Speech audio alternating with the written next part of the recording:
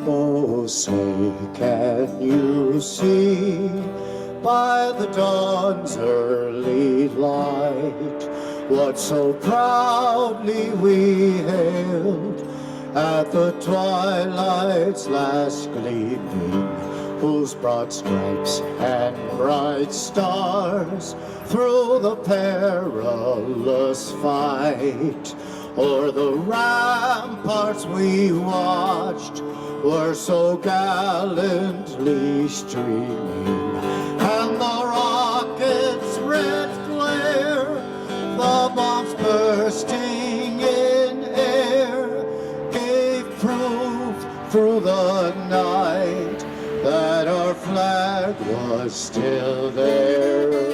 Oh, say does that star-spangled banner yet wave o'er the land of the free and the home of the brave?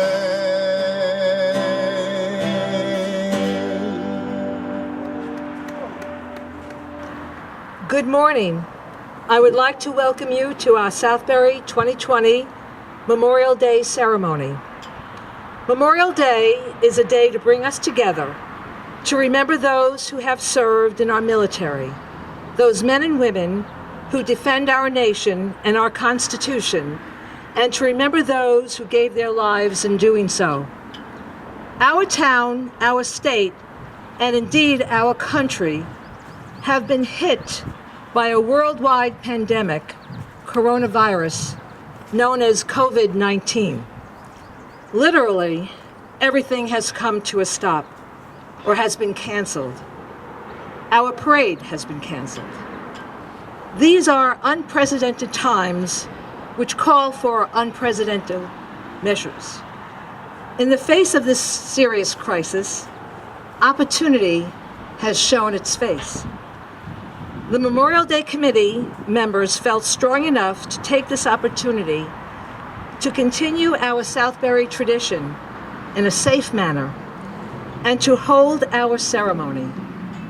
COVID-19 will go down in history for what it is, and so will our Southbury 2020 ceremony as we gather today to honor the meaning of Memorial Day. At this time, I would like to introduce Kenneth Corsu, commander of the VFW Post 1607. Thank you, Mary Corsu. As commander of the local VFW post and a 20-year participant in Southbury's Memorial Day Parade, I want to thank those who have joined us here today, which are out to my left, and regrettably say thank you to the people that will watch this video on Memorial Day weekend. Memorial Day is not a celebration. It's a time to say,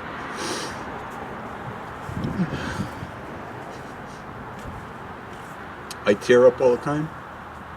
Thank you to those who have served and those who have died to preserve our Constitution and our freedom. The reason we are free today is because of all the service people in all the wars that fought for our Constitution and our government. And at least once a year, we should say thank you. I am not going to read the names, but yesterday I asked the funeral homes to give me a list of veterans who died in the last year. There's about 100 of them. Now just think about that. That's the funeral homes here in Southbury had over 100 funerals of veterans that passed this year. We are going to pick a time to read their names and thank them for their service, but the number of service people still alive is getting depleted every year. And to the citizens of Southbury, I would like to ask you sometime this summer to go to a cemetery and walk around and see all the flags. This weekend we're going to place new flags on the graves of the deceased soldiers. We do it every year, and it's an honor to do that. But I think the town could be better aware of the sacrifices that service people gave for our freedom. Thank you.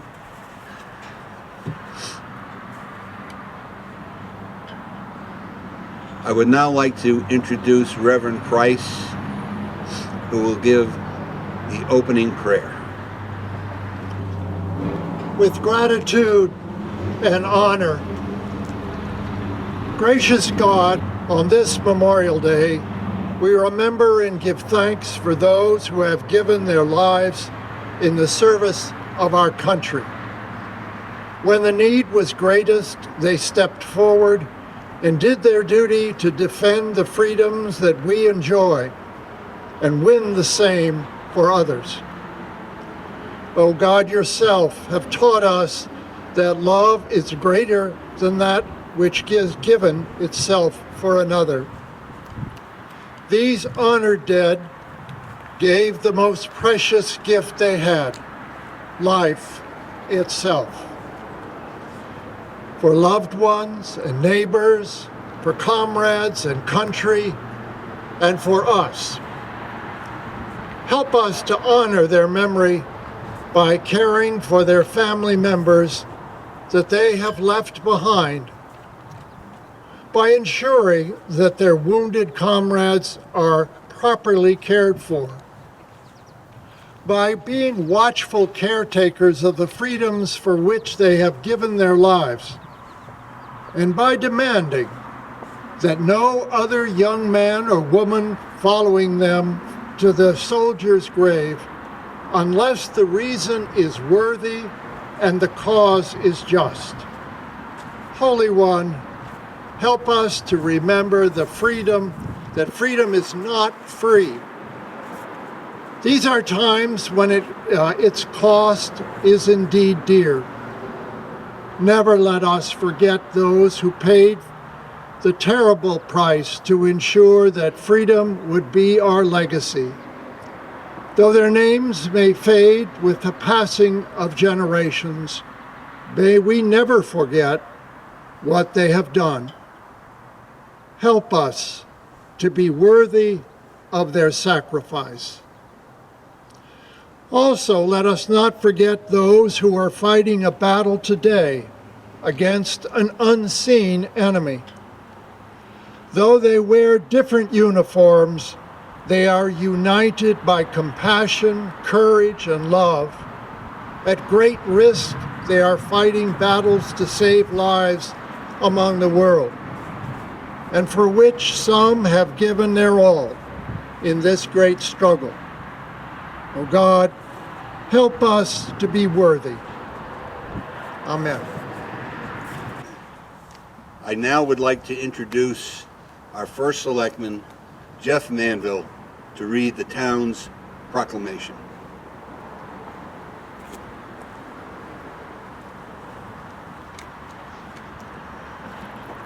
On behalf of the town of Southbury, Memorial Day. Whereas on Monday, May 25th, 2020, America understands its solemn duty to remember the courageous men and women who made the ultimate sacrifice in the defense of our country and the cause of freedom around the world. And whereas we honor those who have died in our nation's service, we understand and appreciate the values of patriotism, citizenship, commitment, honor, and duty. And whereas when we consider their sacrifice, we must never forget that freedom comes at a cost, and we are the beneficiaries of their sacrifice. And whereas at this moment, men and women of the Air Force, Army, Navy, Marine Corps, and the Coast Guard are serving around the world in harm's way and deserve our gratitude and respect. And whereas we must pledge to never forget the men and women of the armed forces who gave the ultimate sacrifice in defending our freedoms. We should express our gratitude to the families of our fallen warriors. We must keep faith with all those who have died for our country in the fight for permanent peace. We must honor our unwavering commitments to all members of the armed forces. Now therefore, I, Jeffrey A. Manville, Selectman of the town of Southbury, proclaim May 25th, 2020 as Memorial Day in the town of Southbury, and urge all citizens to recognize the valor and sacrifice of our war dead and to renew our commitment to uphold the ideals for which they served. Jeffrey A. Manville. Thank you. I would like to ask all in attendance today to join me in the Pledge of Allegiance to the flag. Hand salute. I pledge allegiance to the flag of the United States of America and to the republic for which it stands, one nation, under God, indivisible, with liberty and justice for all. Order, arms. I would now like to introduce our town first selectman to say a few words. Jeffrey Manville.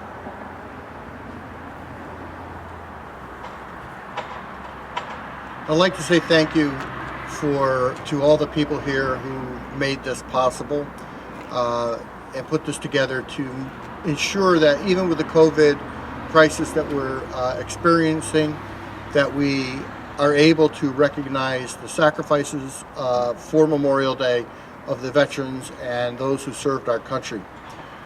I want to thank also those who have taken the time to watch this video and take a moment to remember the veterans that have served. And I hope that you can reflect as you are socially isolated and at home, reflect on the sacrifices that so many men and women have made for our country and the liberties we do have. And I thank you for watching the video. I would now like to introduce Bernie Mallon, who is the commander of American Legion Post 147, for a few words.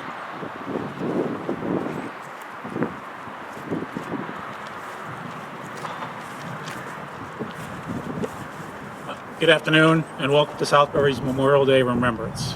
This month, May, marks the 75th anniversary of the end of World War II in Europe. Unfortunately, World War II would not end until September in the Pacific. Sacrifice is meaningless without remembrance. America's collective consciousness demands that all citizens be aware of and recall on special occasions the deaths of their fellow countrymen during wartime. Far too often, the nation as a whole takes for granted the freedoms all Americans enjoy.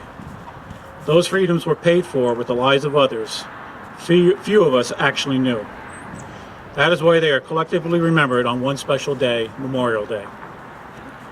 The nation mourns the loss of Americans who died defending their country, but honoring the nation's war dead, we preserve their memory and thus their service and sacrifice. From Abraham Lincoln's Gettysburg Address, from these honored dead, we take increased devotion to the cause for which they gave their last full measure of devotion, and that we here highly resolve that these dead shall not have died in vain. And from John Philpott Curran, the price of liberty is eternal vigilance. I would like to introduce Michael Corelli, who is the commander of American Legion Post 204 from Heritage Village. Michael. Thank you, Ken, for the introduction. Memorial Day, May 2020, a day to honor the American men and women who died in military service, dating back to the Civil War era when they started celebrating in 1868. Good afternoon, distinguished guests, ladies and gentlemen of Southbury. My name is Michael Corelli and I represent the American Legion Post 204, known as the Heritage Village Memorial Post. Yes, we are the seniors of the American Legion, but young at heart. We are the men and women who experienced and lived through World War II, the Korean police action, as President Truman called that war, and of course Vietnam and Afghanistan. There are not that many positive factors that go with being a senior, but there is maybe one And what is that one positive factor of being a senior? We have lived through the tough days before, and we know how to get through them again. As you all know, we are today going through a rough time in our nation's history. May 2020 will live in your memory forever and ever. You will not forget it, folks.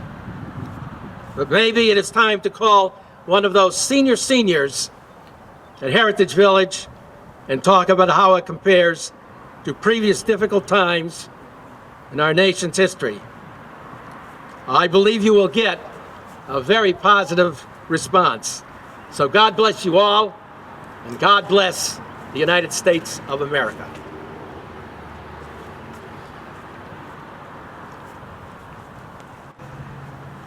It now gives me great honor to introduce this year's 2020 guest speaker.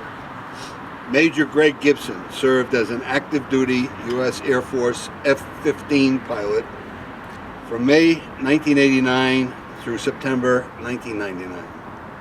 While flying the F-15, he was stationed in Germany for 5 years and Florida as an F-15 instructor pilot for 3 years, as well as other stateside U.S. bases. He has flown 74 combat missions in the Persian Gulf theater and has tallied 223 combat hours. He was awarded 3 Air Medals and 1 Aerial Achievement Medal for his combat operations. In 2010, after 11 years out of uniform, Greg returned to the Air National Guard in Cape Cod, Massachusetts, to help with time-sensitive targeting planning for U.S. STRATCOM. I'm going to ask him to explain what STRATCOM is. He is currently serving as a fighter officer at the Eastern Air Defense Sector in Rome, New York, where he assists in maintaining air defense of the United States. Last year, Greg was forwarded deployed to Al Udeid, Qatar, for 8 months in support of Operation Inherent Resolve. While there, he oversaw combat air operations that led to the defeat of the ISIS Caliphate in Syria. Greg now works as a private pilot. It's my honor to introduce Greg Gibson.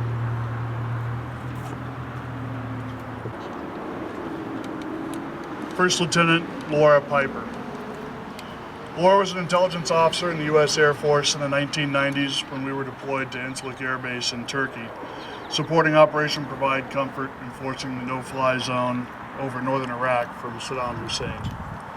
She was also the fiancée of our squadron intelligence officer, Lieutenant Dan Murray.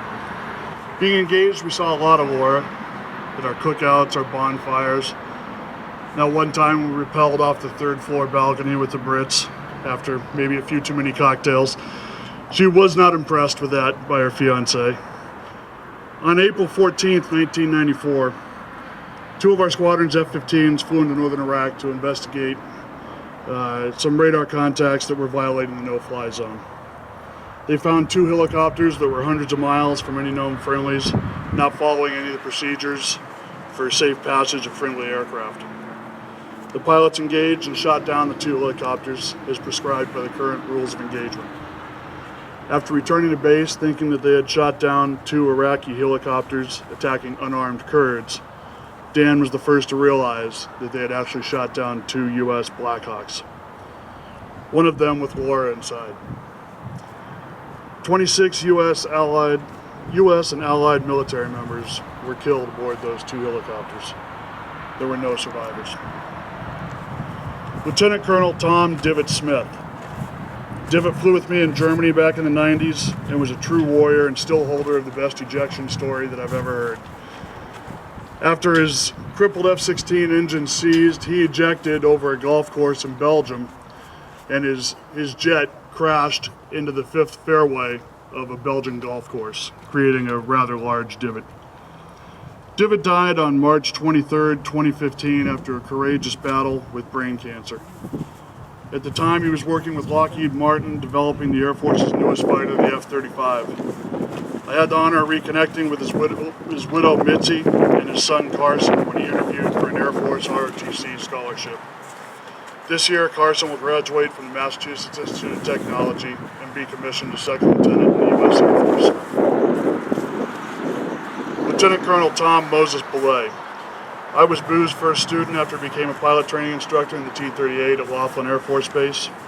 We used to always fly up to San Antonio to visit a pretty girl he just met up there named Tony. Boo spent so long as a pilot training instructor that when he finally got his chance to fly fighters, they renamed him as Moses. I guess because both of them were about the same age when they hit the peak of their careers. Moses went on to command the USAF Aggressor Squadron at Nellis Air Force Base. The aggressors fly enemy tactics to train U.S. fighter pilots how to fight and survive the next war. On July 30th, 2008, while performing an adversary tactic during a red flag exercise, Moses' F-15 went out of control. An RAF exchange pilot that Moses had flown with in the United Kingdom was riding in his back seat that day. He safely ejected when he saw that the jet was out of control. The last thing he heard Moses saying over the intercom was, hang on, I've got it, I've got it." Moses' jet hit the desert floor about 100 miles north of Las Vegas. There was no attempted ejection. I still exchange Christmas cards with Tom's widow, Tony. They had gotten married about the time I graduated from pilot training. And a few years ago, the main auditorium at Red Flag, where Moses had led his last flight, was renamed the Boulay Auditorium. Major Greg Zane Lowry.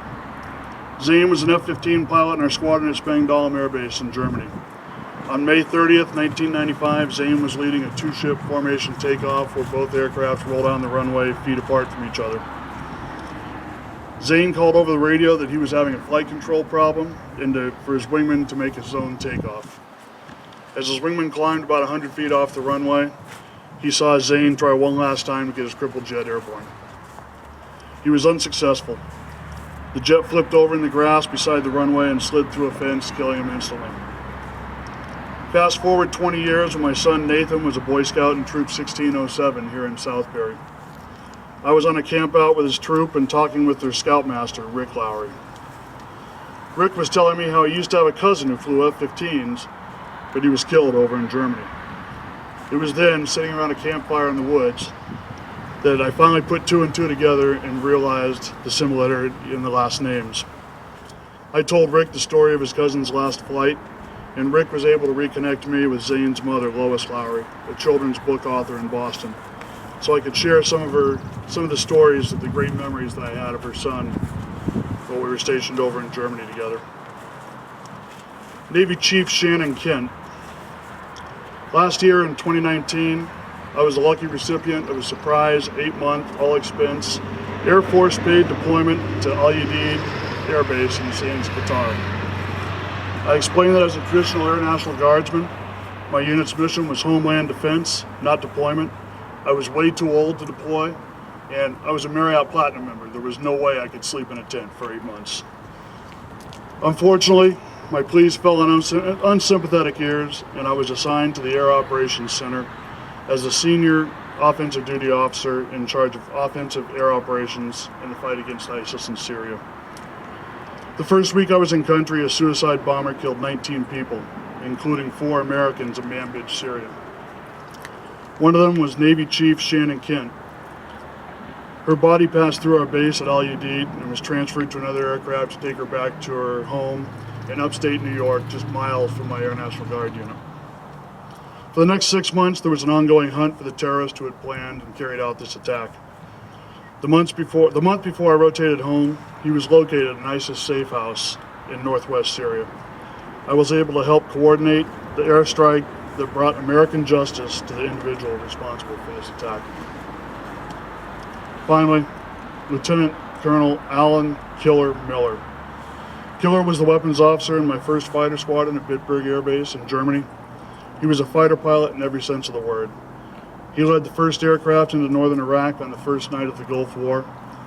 He was a Robbie Reisner Award winner for the Air Force Fighter Weapons School graduate that made the biggest contribution to real-world operations the year after he graduated from weapons school.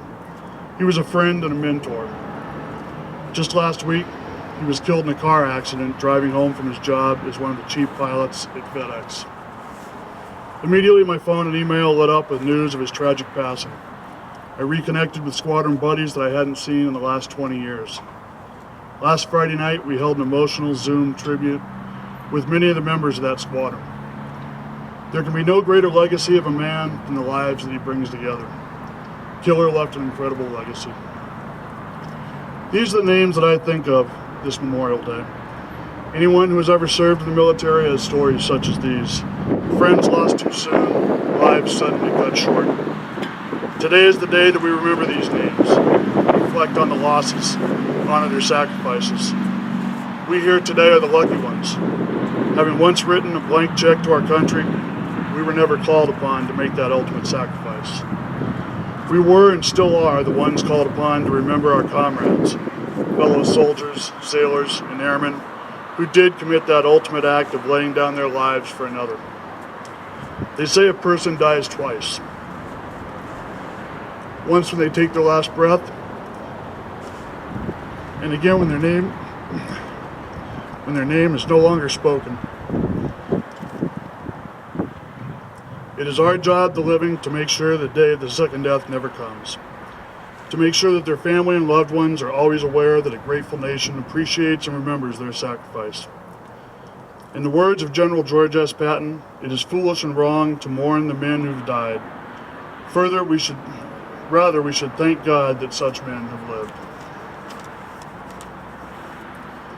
I'd like to thank the Southbury Memorial Day Committee for asking me to speak here today. I'd like to thank Mary Corsu for all her hard work that she put into this great event every year, and for the extra hoops that she had to jump through to make this year happen. I'd like to thank my fellow veterans, Ken Corsu, Bernie Mallon, Mike Corelli, for their service to our country and the leadership that they provide to their awesome veterans organizations. I'd like to thank First Selectman Manville for allowing this to take place, even under these circumstances. And in conclusion, I'd like to end with a toast that we used to begin every Friday night in the squadron bar back in Germany. So here's a nickel in the grass to you, my friend, for your spirit, enthusiasm, sacrifice, and courage. But most of all, for your friendship.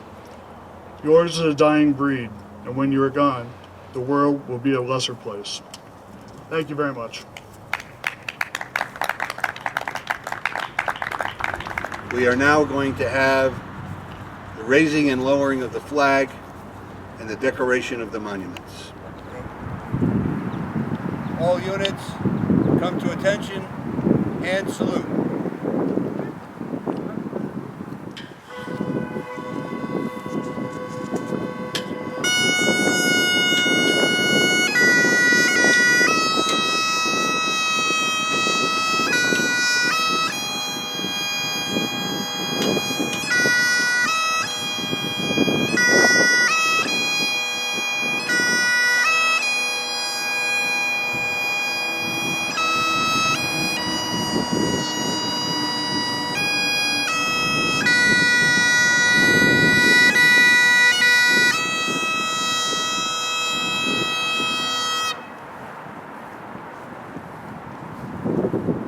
Order, mark.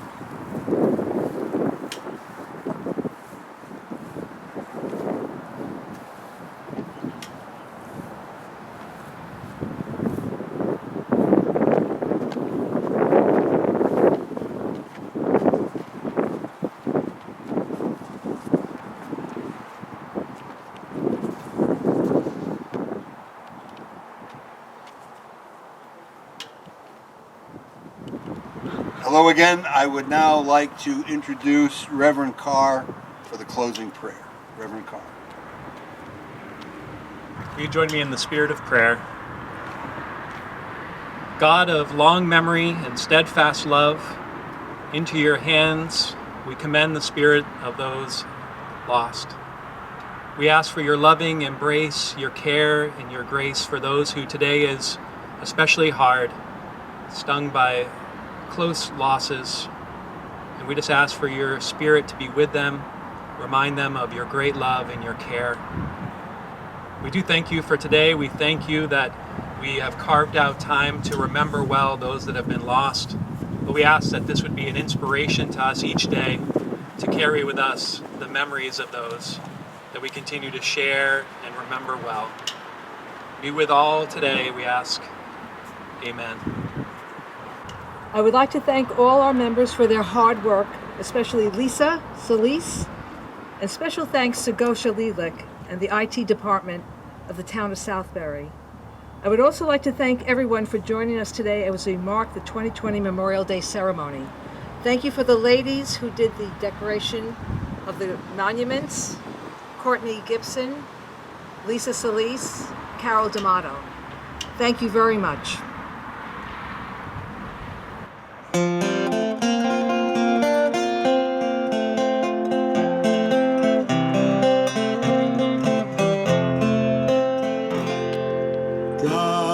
God bless America, land that I love. Stand beside her and guide her through the night with a light from above. From the mountains to the prairies to the oceans white with foam.